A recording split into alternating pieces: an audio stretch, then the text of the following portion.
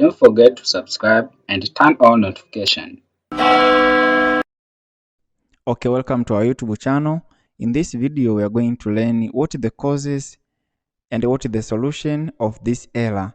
The error states that integrity constraint violation cannot be null. So by starting with the causes, what are the causes of this error?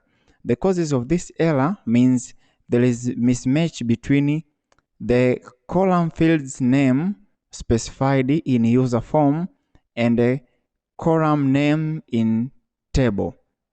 How this?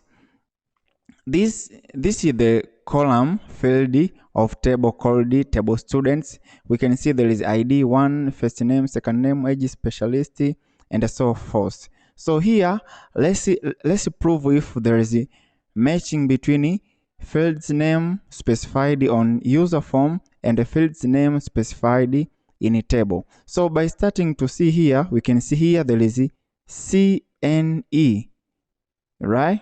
While in our database there is 1, so there is a mismatch, and this is the causes of error. So whenever you get this error, it is caused by a mismatch between name fields specified on user form and the name field specified in a database. So let me collect this error.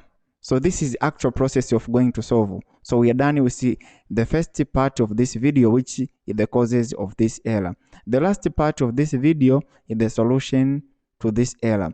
How do we troubleshoot this problem? To solve this problem, check for for spelling correctness and correct an error between spelling. So here there is 1 here, right?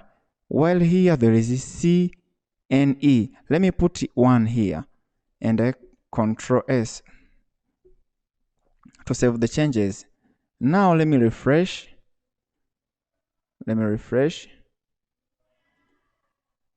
Oops. Let me refresh. Create something like this. Now we can see our error is no longer existing. Actually, that's the end of our video. Thanks for watching. Do not forget to like, put comment, share, and subscribe for next video updates. See you in the next video.